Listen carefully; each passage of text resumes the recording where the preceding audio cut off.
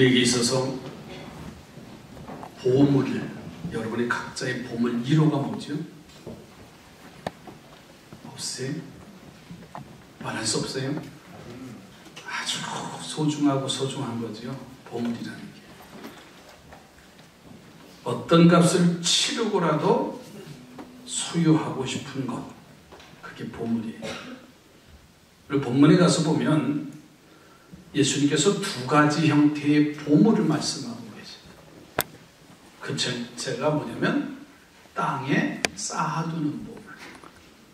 이것은 사람에게 있어서 가장 귀하고 소중하다고 생각하는 세상의 보화를 말한다. 세상의 보물은 부귀영화, 무병장수, 어른들이 이해할 수 있는 사자는 부귀영화, 무병장수. 부귀영화는 말 그대로 돈과 세상의 명예입니다. 여기서 무병장수, 그러면 곧 건강한 몸으로 오래 사는 일. 한동안 유행했던 9988, 다 잊어먹으셨어요? 123, 9988, 99세까지 팔팔하게 사시다가 1233 나 모르겠어요. 또 그런 노래가 하나 있었지요. 오라고 하면 나는 아직 갈 때가 안 됐다고 얼마나 노래를 불러요. 뭐 100세가 돼도 아직 할 일이 남았다. 그러니까 모든 사람들이 부귀영화나 무병장수를 보물로 생각을 해요. 사람들은 이런 보물을 소유하기 위해서 요즘 젊은이들 말처럼 영끌해대잖아요. 아파트 살려면. 그렇죠? 한동 아파트 꿈이 일어나서 이거 기회를 놓치면 안 된다고 하면서 영끌이라는 말이 뭐죠? 참 표현할 수 없을 정도로 온 힘을 다해서 아마 그걸 소유하려고 하는. 그래서 예수님께서는 이 세상의 보물에 대해서 하신 말씀이 있어요. 오늘 본문의 19절 말씀입니다. 너희를 위하여 보물을 땅에 쌓아두지 말라. 거기는 종과 동록이 헤하며 도둑이 구멍을 뚫고 도둑질하느니라. 아멘. 너희를 위하여 보물을 땅에 쌓아두지 말아라. 왜 그러냐? 세상은 종과 동록과 도둑이 있는 곳이다. 며칠 전에 광주에서 아파트 붕괴 사건을 통해서 그 40층 아파트가 붕괴되는 모습을 보면서 아파트에 과연 높은 데 살고 싶을까? 여쭤볼게요. 그렇게 영끌을 해서 분양을 받아서 로또와 같이 당첨됐다고 하는 마음속에 그 아파트가 붕괴가 됐으니 한번 생각해 보세요. 예수님께서 하신 말씀이 바로 그런 말씀이, 세상에는 좀과 동록과 도둑이 있다. 좀이라는 것은 어르신들 알잖아요. 옷이나 종이 등을 파먹는 종벌레. 아무리 비단 옷을 잘 놔두라도 그 장롱 속에서 세월이 지나면 언제 와서 먹었는지 조미스럽다 라고 해요. 사가서 쓸모가 없는 거예요. 동록이라고 하는 것은 쇠에 스며드는 녹을 의미합니다. 아무리 좋은 물건이라도 새 물건이라도 할지라도 세월이 가면 녹이 쓸어버려서 그 가치를 떨어버리잖아요. 도둑, 뭐 설명 안 해도 아는지 무엇인가를 훔치기 위해서 구멍을 내는 사람들. 이 세 가지가 의미하는 바가 뭐냐면 세상은 결국은 썩어져 갈 것이다. 결코 무엇을 안전하게 보존할 곳이 못 된다라는 말씀이에요. 세상의 보물 역시 영원할 수 없습니다. 아무리 아무리 귀중히 여겨도 결국 시간이 지나면, 세월이 지나면 하나씩 쇠퇴해버려요. 재산과 명예와 건강과 장수를 다 누린다 해도 언젠가는 다 사라지잖아요. 어떤 사람은 그래, 난 그래도 그랬할지라도 현대그룹의 정주영 회장처럼, 나는 삼성그룹의 이병철 이건이 그렇게 살았으면 좋겠다, 막 소망을 해요. 물론 중요하지요.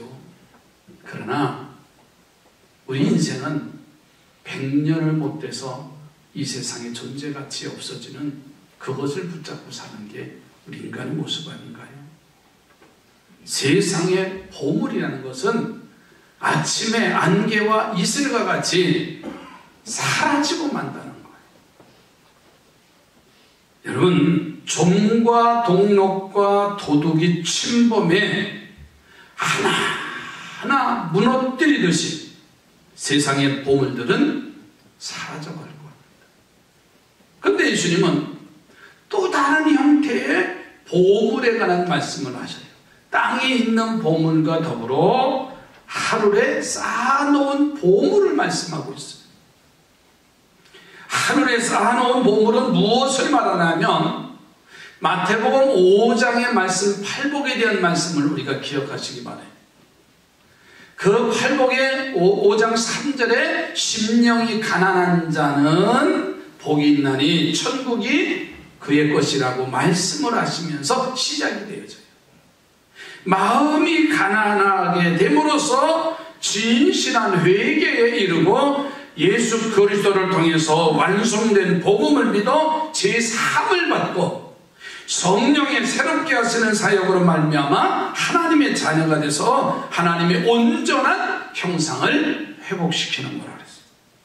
여러분, 이 하나님의 나라 하늘은 성령 안에서 의와 평강과 희락이라 그랬어요.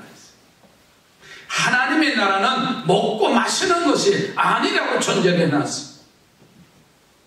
하나님의 나라는 먹고 마시는 것은 세상의 보물과 같아요. 그러나 하나님의 나라는 성령 안에서 의와 평강과 희락이다. 할렐루야. 이 하늘나라야말로요, 우리가 온 마음을 다해서 추구해야 할 보물이에요. 주님은 이 보물에 대해서 오늘 보면 20절에 말씀하십니다.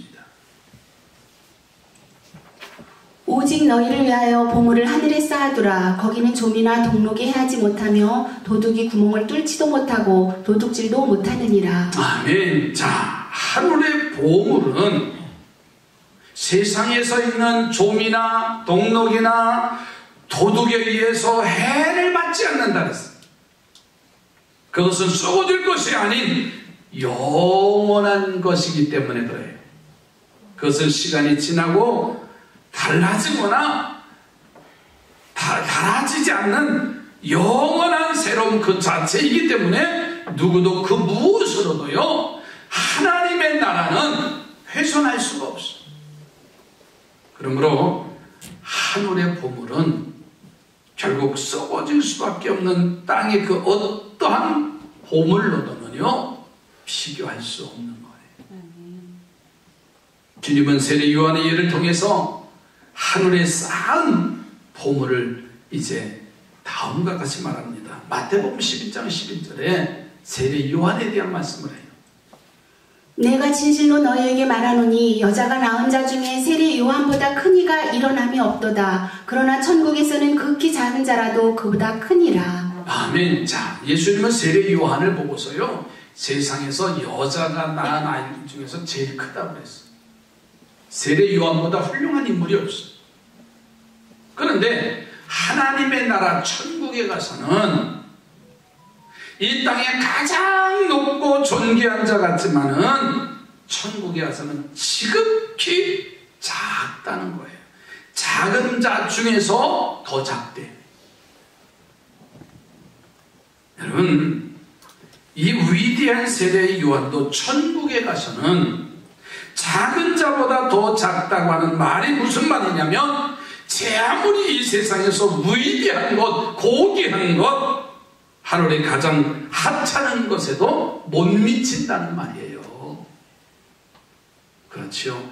하늘에 쌓는 보물은요, 이 세상의 그 어떤 보물로도 비할 수 없고 고귀하고 소중한 것일 줄로 믿습니다. 아니, 이 세상의 모든 것을 다 준다 할지라도 그 무엇과도 바꿀 수 없는 게 하나님의 나라. 아멘 소리가 안 나는 겁니까? 그냥 보물, 금은, 보화, 그것 가지고 계실래요? 아니면 세상에 그것과 무엇보다도 비교할 수 없는 그것, 하늘의 보물을 소유하실래요? 마태복음 6장 21절에 예수님이 이렇게 말씀하신 것도 보세요. 내 보물이 있는 그곳에는 내 마음도 있느니라. 뭐라고 하셨어요? 오늘 말씀의 제목이 뭔지 아세요? 마음이 머무는 것. 오늘 21절에 내 보물이 있는 곳에 내 마음도 있다. 여러분, 주님의 말씀은요, 어렵지 않고 간단해요. 어떤 종교를 가졌던 간에 이 말씀에 동의하지 않는 사람 없어요. 너무나 당연한 말씀이죠. 근데 예수님께서 언젠가 이거 다음과 같은 비유를 베푸신 적이 있는데 무슨 말씀으로 하셨냐면 마태복음 13장 44절에 보면 천국의 비유를 말씀하신 적이 있어요. 천국은 마치 밭에 감추인 보화와 같으니 사람이 이를 발견한 후 숨겨두고 기뻐하며 돌아가서 자기의 소유를 다 팔아 그 밭을 사느니라. 아멘. 자, 마음은 어디에 머문다고요? 보물이 있는 곳에 머문다 그랬어요. 그곳에 썰리게 돼 있어요. 그런데 예수님은 천국을 비유하는데 밭에 감추어 놓은 보화와 같다 이렇게 말씀하셨어요. 자, 이 비유는 우리가 너무나 잘 알지. 어떤 사람이 다른 집에 가서 일을 하다가 밭에 가서 일을 하다가 그만 뭘 발견해요? 보화를 발견한 거예요. 그리고 나서는 다시 묻어둬요. 그리고는 어떻게 하면 내가 이 보화가 묻혀져 있는 밭을 살까? 하고서는 영끌을 하는 거예요. 요즘 말이죠. 그냥 사채도 밀려오고 이것도 이런 일도 하고 저런 일도 하고 해서 내가 저 말만 사면 뭘 얻어요? 보화를 얻어요. 자, 밭에서 일을 하다가 보화를 발견한 사람의 마음이 어떨까요? 온통 마음은요, 그 밭에 있어. 길을 걸어가도, 밥을 먹어도, 잠자리에 누워도, 친구와 만나서 차를 한잔해도 오직 마음은 어디가 있어요? 콩밭에 가 있는 거야. 그렇잖아요? 야, 저 밭만 사면 나는 일확천금을 얻고 이 땅의 거부가 될 것이다. 어떻게 하면 이 보화를 내 것으로 만들 것인가에 몰두하게 되잖아요. 이것이 바로 본문에서 예수님께서 말씀하시려고 하는 말씀이에요. 내 보물이 있는 그곳에는 내 마음도 있다. 자, 그런데 예수님께서는요, 우리의 마음이 몸을 두 가지 상반된 장소를 언급하셨잖아요. 그 장소가 어디냐면 첫째는 땅이라고 했고 또 한 장소는 하늘이라고 했어요. 누가 마음을 땅에 둡니까? 땅에 보물을 쌓아둔 사람이 땅에 마음이 끌리는 거예요. 땅에 보물을 추구하느라 온 몸이 이제 온 마음이 그것에 다 쏠려 있어요. 재물과 명예와 건강, 장수, 최고의 보물로 알고 있는 온 마음을 기울여서 추구하는 사람이 더 잘 먹고 더 잘 사는 길을 찾는데 온 마음을 다 팔아서 그것에 전념을 하는 겁니다. 오늘 우리의 마음이 어디에 머무는가를 생각해 봐야 돼요. 땅에 머문다고 하는 것은 땅에 보물을 쌓아두었기 때문이라고 그랬어요. 우리는 보화를 어느 곳에 지금 쌓아놨습니까? 하늘입니까? 우리의 마음은 어디에 머물고 있습니까? 하늘입니까? 땅입니까? 주님은 우리 마음이 머물러야 할 곳이 땅이 아니라고 말씀하셨어요. 우리의 마음이 머물 곳은 하늘이에요. 할렐루야. 주님의 말씀을 쫓아 우리 마음을 썩어질 이 땅이 아니라 영원히 하늘에 머물도록 해야 될 줄로 믿습니다. 우리의 마음이 머무는 곳이 하늘이요 땅이요. 그 삶의 결과는 극과 극이에요. 왜? 내 보물이 있는 그곳에 내 마음이 있다고 그랬어요. 마태복음 6장 22절 23절 이어서 더 보도록 하겠습니다. 눈은 몸의 등불이니 그러므로 내 눈이 성하면 온몸이 밝을 것이요 눈이 나쁘면 온몸이 어두울 것이니 그러므로 내게 있는 빛이 어두우면 그 어둠이 얼마나 더하겠느냐. 아멘. 자, 22절에 보니까 눈은 몸의 뭐라고요? 등불이래요. 여러분, 과학이 발달하는 오늘 세상에 보면 이 말씀은 더 설득력이 있어요. 과학자들은 인간의 눈이 사물을 인식하는 데 가장 강력한 수단이라는 데 동의해요. 사물을 인식하고 행동을 결정하는 데 눈을 통해서 들어오는 정보가 결정적이라는 거예요. 여러분의 눈을 들어서 오늘도 예배 시간에 뭘 보고 계신가요? 네, 설교자를 보고 있는 거 아니에요? 내 아는 분도 계세요. 그 시선이 보는 눈이 다 달라요. 어떤 분은 주보, 어떤 분은 뭐가 달라졌죠? 뭐가 달라졌죠? 안 보여요? 강단의 현수막이 달라졌죠. 보는 눈이, 시선이 그의 마음을 끌게 돼 있어요. 그래서 그 보는 눈을 통해서 왜 저래? 내가 말씀드릴게요. 지금 제일 불편한 게, 시선에 불편한 게 여기 가는 현수막 줄이에요. 그죠? 이게 우리 보는 시각의 행동이에요.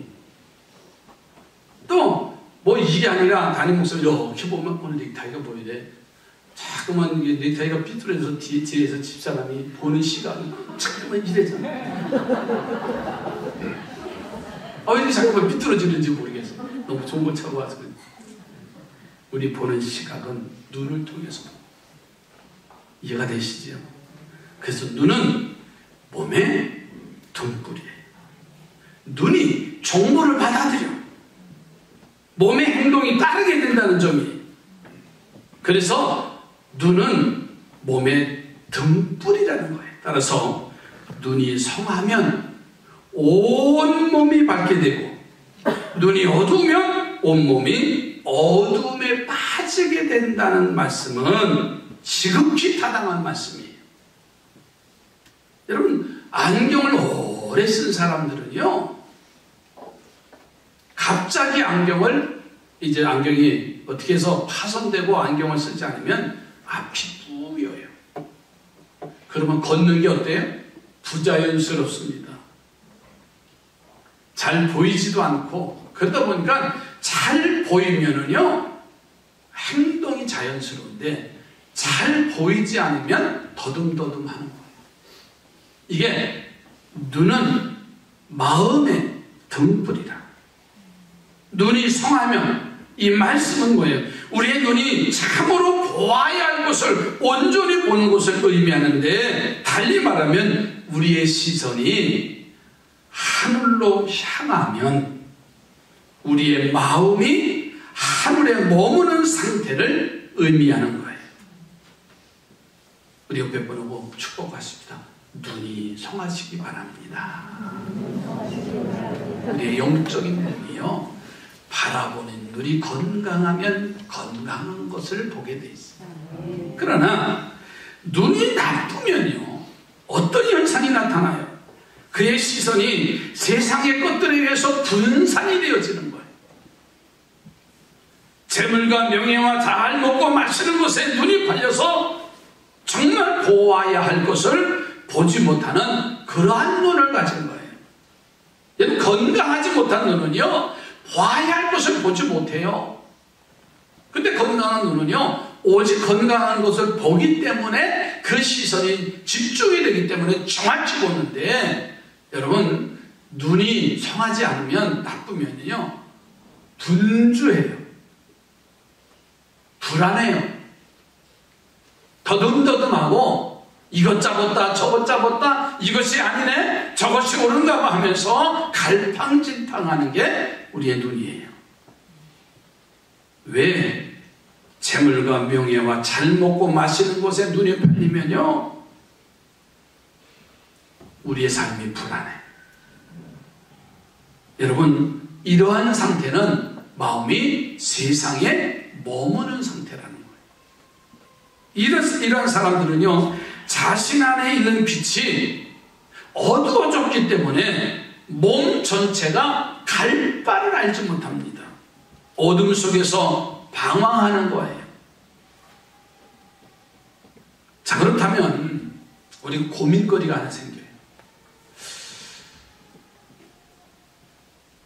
우리 마음이 하늘이냐 땅이냐, 둘 중에 하나를 택하라고 하잖아요, 지금 예수님이. 쉽게 말하면 그 얘기예요. 그런데 중간지대는 없을까? 한번 그런 생각 안 가져보세요? 마음이 하늘에도 있고 땅에도 동시에 머무를 수가 없을까? 땅의 보물을 놓지 않으면서도 하늘의 보물을 누릴 수 있지 않을까? 그런 마음 가지고 있잖아요. 네, 예수님은 단호하게 불가능하다고 말씀하셨어요. 한 사람이 두 주인을 섬기지 못한다고 말씀하셨어요. 만일에 이런 가르침을 베푸는 사람이 있다면 100% 다 이단이에요. 거짓 선지자입니다. 하늘은 땅과 전혀 다른 세계, 땅의 시각으로는 전혀 포착할 수 없는 세계, 신비의 세계가 하늘입니다. 우리가 땅을 붙잡고서 하늘을 소유한다는 것은 있을 수가 없다는 말이에요. 오히려 땅을 놓은 그때서야 하늘이 비로소 보이게 되어지는 거잖아요. 한번 생각해 보세요. 우리가 결혼하고 정신없이 아이들 이제 가르치고 장가 들고 시집 보내고 먹을 걸 먹지 않고 쓸 거 쓰지 않고 집을 장만하고 아이들 시집 장가 보내고 그래도 뭔가를 채워놓으려고 몸부림치면서 달려왔어. 근데 어느 날 몸에 이상이 왔어. 사형 선고를 받았어.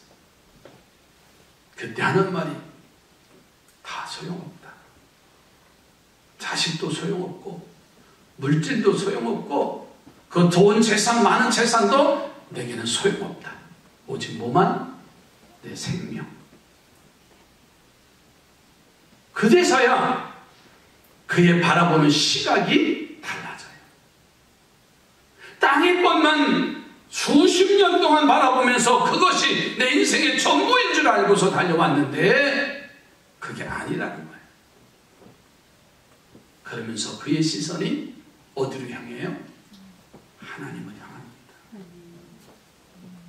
하나님을 향하는 모습을 보세요. 여러분, 마태복음 오늘 본문의 6장 24절 끝을 한번 좀 보세요.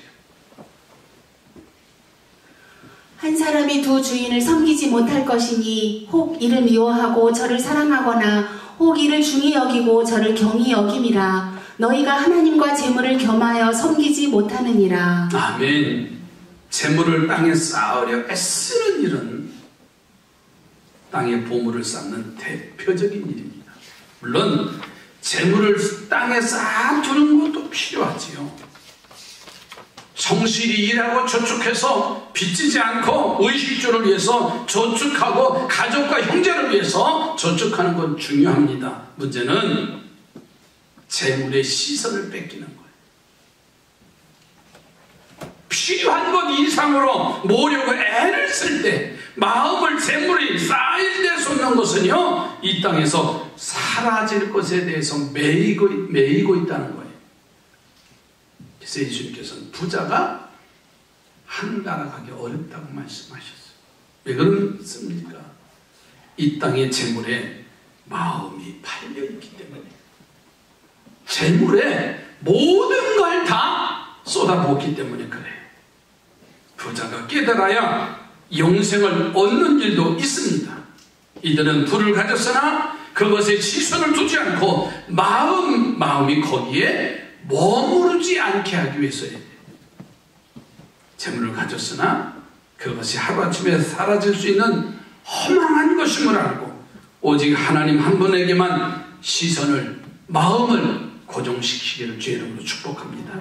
그러므로 그들은 남은 재물을 그대로 쌓아두지 않고 이웃을 위해서 기꺼이 사용할 수 있는 거예요. 거저 받았으니 거저 주어 재물을 하늘에 쌓는 일이 됩니다. 모든 이에게 필요에 따라 나눠주는, 가난한 자, 병든 자, 소외된 자, 고아, 가부, 헐벗은 자, 자기의 것으로 도왔다는 생각을 들지 않아요. 시선을 2022년도에는 하늘에다 두시기 바랍니다. 정말 내가 바라볼 것은 건강한 눈으로 주님만을 바라보는 외눈박이, 눈이 여러 개가 있어서 주변 두리번 하는 그러한 인생이 아니라 오직 주님을 향한 믿음의 시선이 고정됐으면 좋겠어요. 김명석 씨가 작사 작곡한 시선이라고 하는 찬양이 있습니다. 이 시간 한번 좀 같이 부르고 싶네요. 네, 준비가 됐습니다. 찬송을 가사를 보면서 내게로부터 눈을 들어 주를 보기 시작할 때 주의 일을 보겠네. 내 작은 마음 돌이키사 하늘의 꿈 꾸게 하네. 주님을 볼 때 모든 시선을 주님께 드리고 살아계신 하나님을 느낄 때 내 삶은 주의 역사가 되고 하나님이 일하기 시작합니다.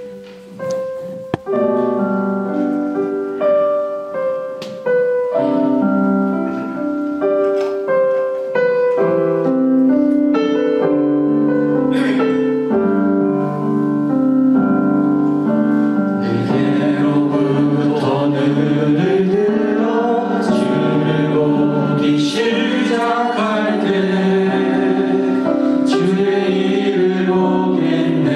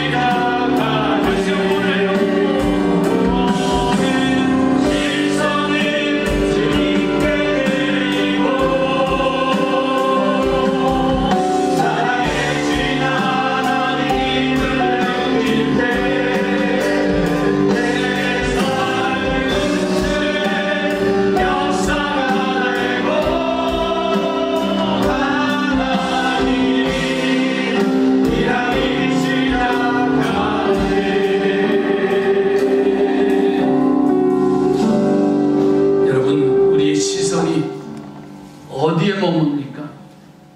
우리의 시선은 오직 하나님에게만, 예수 그리스도를 바라볼 때 하나님은 그때부터 일하시는 하나님. 기도합니다. 하나님 감사합니다. 오직 이제는 하나님만 바라보게 하옵소서. 땅에 마음을 빼앗기는 일 없게 하시고 우리의 마음은 하늘에 머물게 하여 주시옵소서. 그래서 하나님, 나는 행복한 사람이라고, 나는 믿음의 사람이라고, 하나님의 자녀라고 고백하게 하여 주옵소서. 예수님의 이름으로 기도드립니다.